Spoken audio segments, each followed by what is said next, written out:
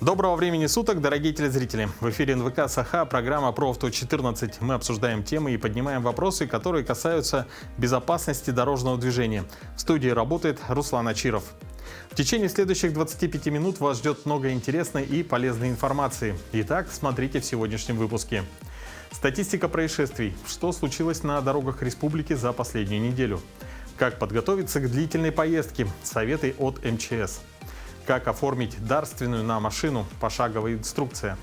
Что лучше при утере водительских прав? Восстановить старые права или получить новые? Назван топ-10 регионов России с ростом числа нарушений ПДД. Входит ли в этот список Якутия? Повторение – мать учения. Правила дорожного движения в нашей студии проверит менеджер Геннадий Горохов. А в начале выпуска предлагаем вашему вниманию обзор происшествий на дорогах нашего региона. На автомобильных дорогах республики с 17 по 23 ноября зарегистрировано 10 дорожно-транспортных происшествий, где травмировано 19 человек, в том числе трое несовершеннолетних. Так, 18 ноября на 31-м километре федеральной автодороги Вилюй водитель автомобиля Toyota Town Ace не учел дорожные метеорологические условия и совершил столкновение спереди с движущимся вахтовым автобусом «Урал». В результате происшествия водитель иномарки и его два пассажира получили травмы различной степени тяжести. В тот же день на той же дороге водитель автомобиля Toyota Succeed, совершая обгон, выехал на встречную полосу и в результате столкнулся с автомобилем Toyota Land Cruiser Prado. В результате дорожно-транспортного происшествия в фельдшерский пункт села Ликичен Вилюйского района обратился водитель автомобиля Toyota Succeed с диагнозом ушиб левого плеча. 20 ноября в Мирном водитель автомобиля Toyota Premio совершил наезд на несовершеннолетнего пешехода, который пересекал проезжую часть в неустановленном месте. Во избежание наезда водитель вывернул руль в левую сторону, в результате чего совершил столкновение с Audi, стоявшим на встречной полосе на запрещающий сигнал светофора, который в свою очередь столкнулся со стоящим рядом транспортным средством ВАЗ. В результате ДТП пострадал 10-летний пешеход и 8-летняя пассажирка Audi, находившаяся в детском удерживающем устройстве на заднем сидении. В городе Якутске 22 ноября на перекрестке улиц Октябрьская Пояркова водитель автомобиля Lexus, не выдержав безопасную дистанцию, совершил столкновение со снегоуборочной автомашиной КАМАЗ. Прибывшая бригада скорой помощи доставила водителя и его двух пассажиров в медучреждение для оказания медицинской помощи. Чтобы подарить свой автомобиль другому человеку, недостаточно сказать «дарю», как зрелищно делают в некоторых фильмах. Нужно правильно оформить договор дарения, заплатить подоходный налог за передачу автомобиля и зарегистрировать машину в ГАИ. При этом есть много нюансов. Налог нужно платить не всем и не всегда. В некоторых случаях подарить автомобиль нельзя, а в других одаряемому самому выгоднее отказаться от подарка. Давайте разбираться в деталях. В теории дарение может быть совершено устно, без оформления письменного договора, но он понадобится при перерегистрации авто на нового собственника. Машину может подарить любой совершеннолетний и дееспособный человек. Если выяснится, что даритель был нездоров, пьян или не осознавал свои действия, дарение можно оспорить и признать недействительным. Если у машины несколько собственников, подарить ее можно только с согласия всех. Подарить можно практически любому человеку, да, но при этом надо учитывать, что одаряемый, он должен быть готов принять данный автомобиль и, соответственно, нести ответственность за данный автомобиль, а именно уплачивать транспортный налог, нести полную материальную ответственность за то, что он будет управлять этим автомобилем, то есть за все те риски, которые несет любой автовладелец при пользовании автомобилем. В договоре дарения автомобиля есть и свои нюансы.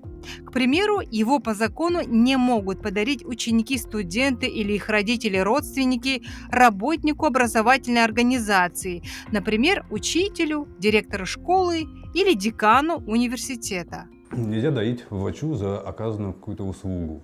Да, нельзя дарить, допустим, директору школы за то, что он хорошо учил ваших учеников. Нельзя дарить госслужащему за то, что он по своей работе, да, выполнил какие-то свои должностные обязанности хорошо. В таких случаях, само собой, что договор дарения, он уже будет не совсем правильным и может повлечь определенные неблагоприятные последствия как для самого дарителя, так и для одаряемого.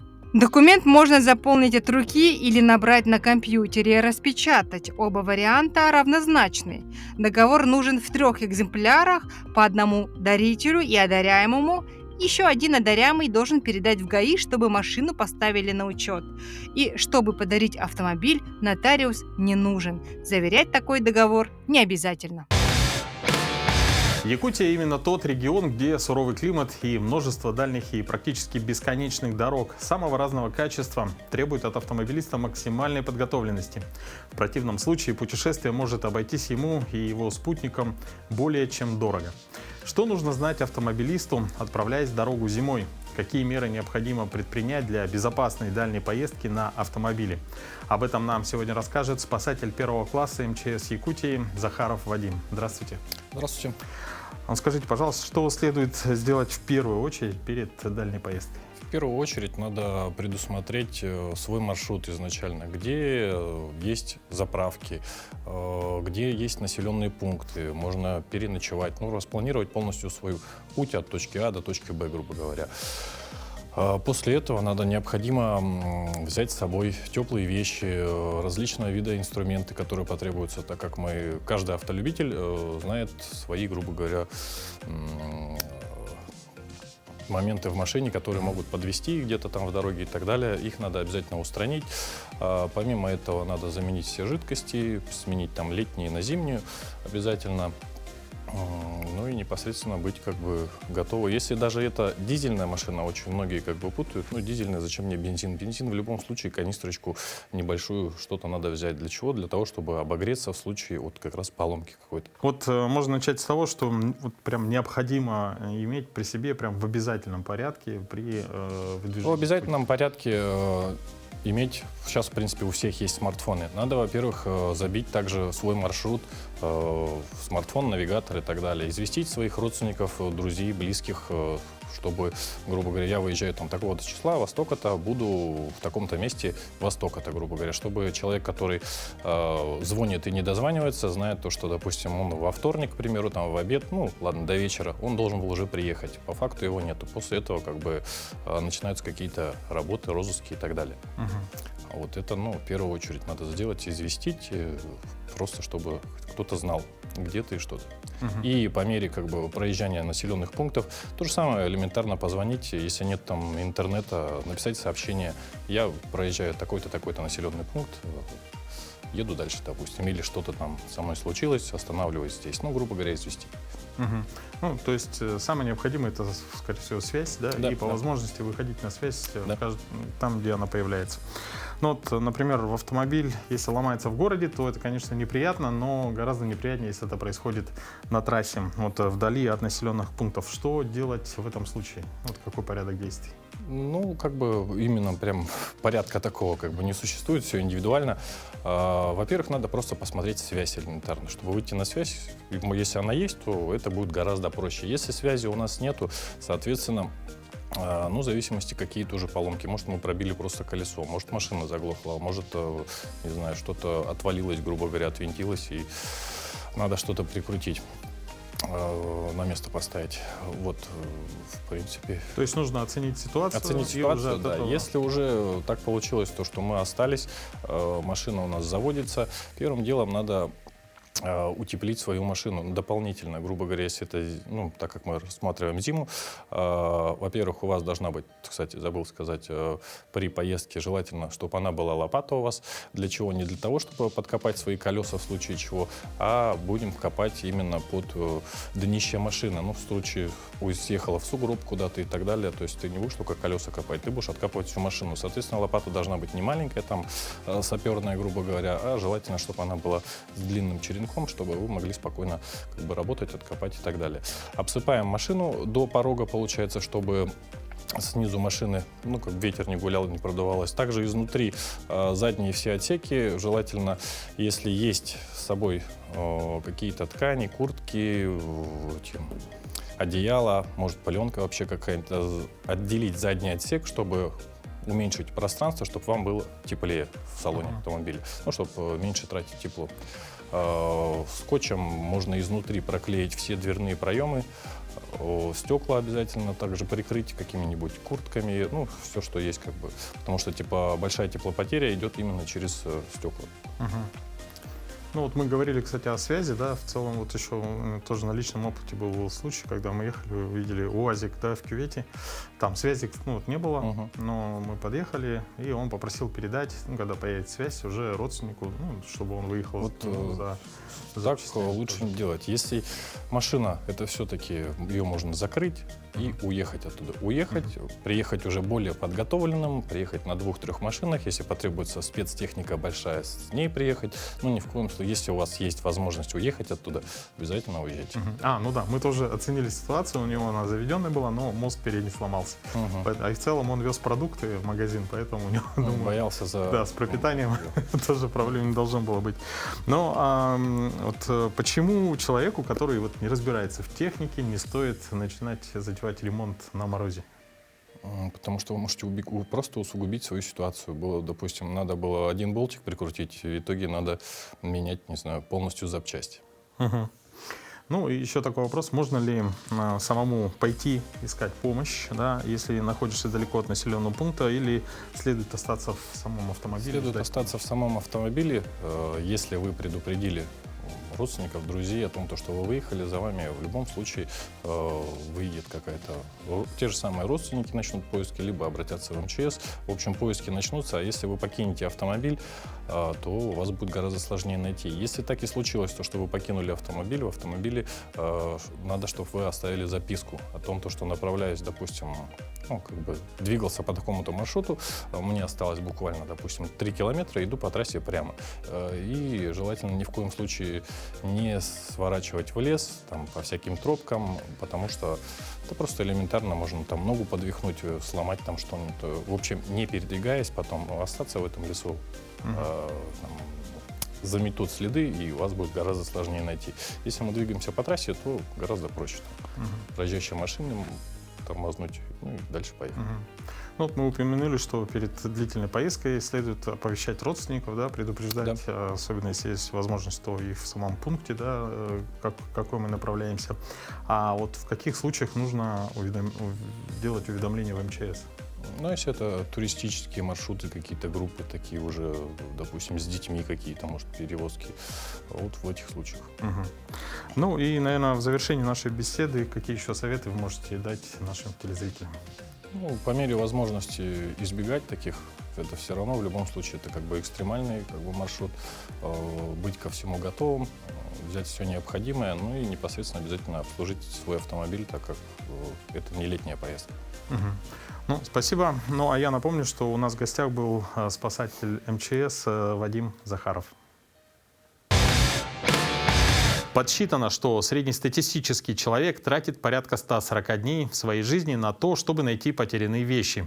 Среди этих самых потерянных вещей может оказаться и такой важный документ, как водительское удостоверение.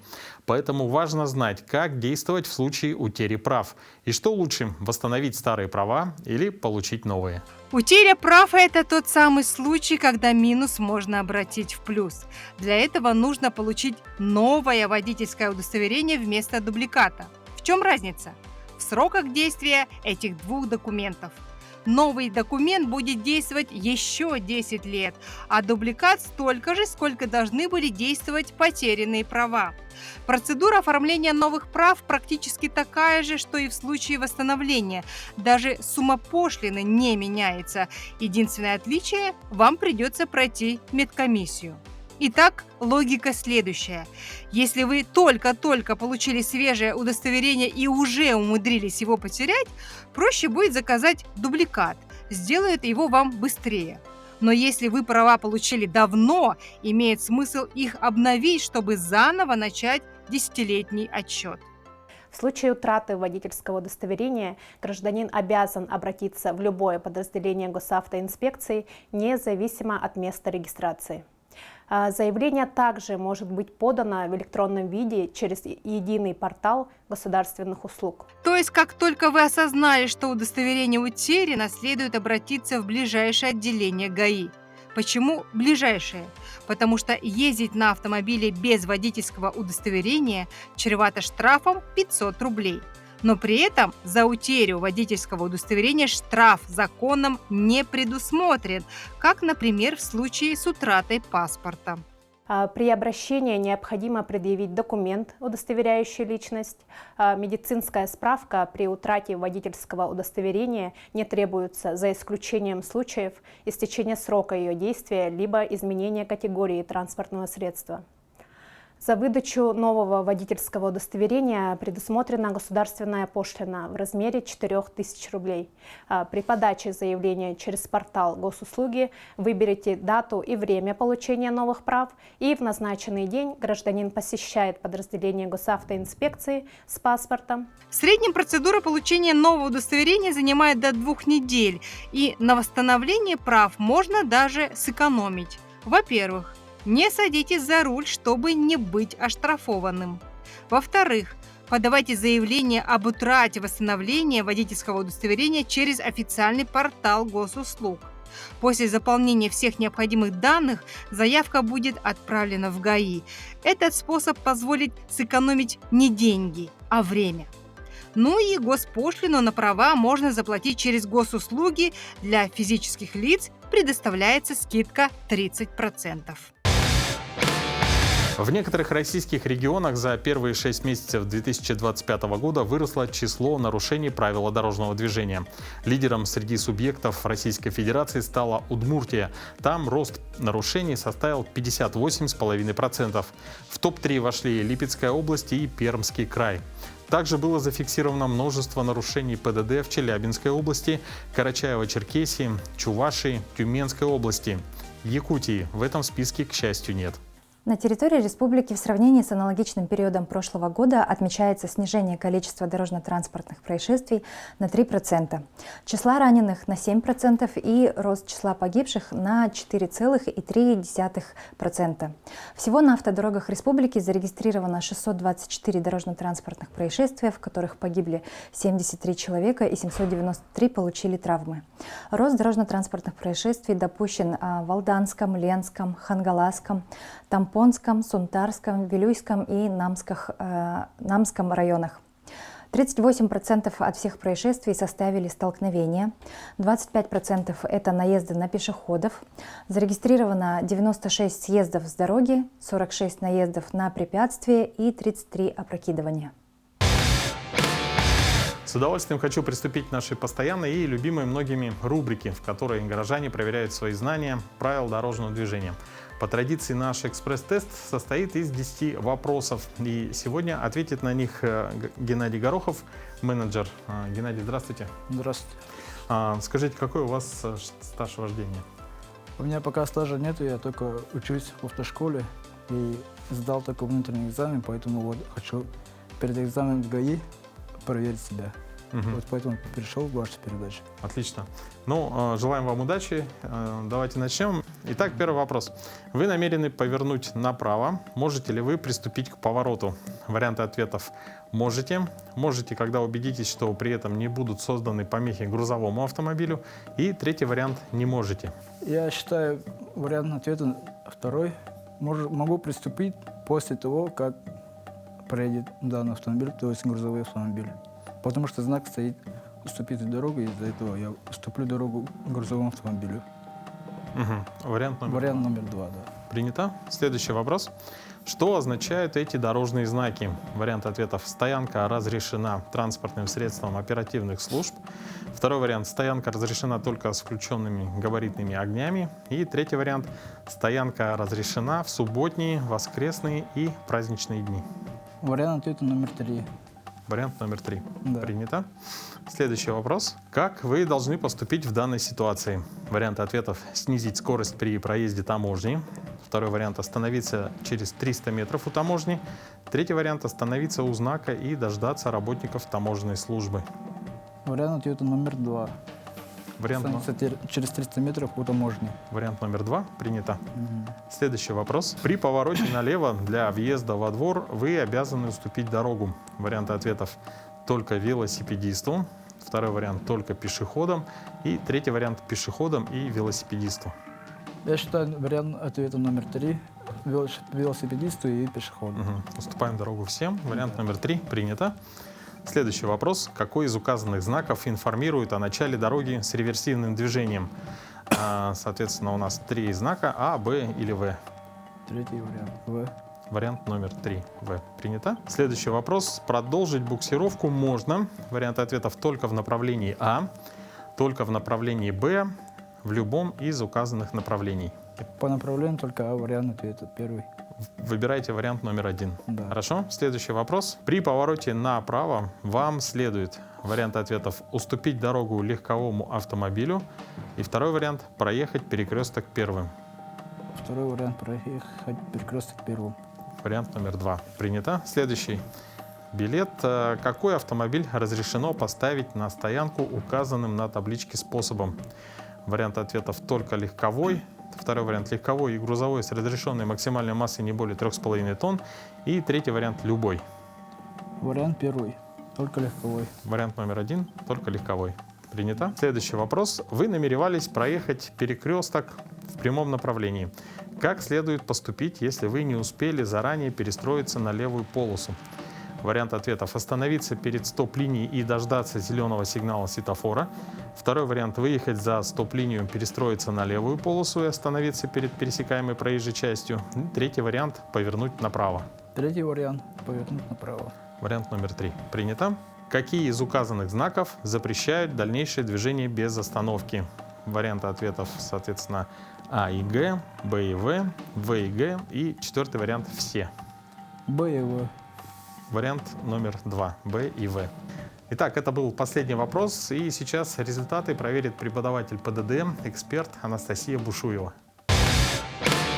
Добрый вечер, уважаемые телезрители. Итак, проверим знания по правилам дорожного движения Геннадия. Итак, первый вопрос. Вы намерены повернуть направо. Можете ли вы приступить к повороту? У нас установлен знак «Уступите дорогу» и знак «Выезд на дорогу односторонним движением».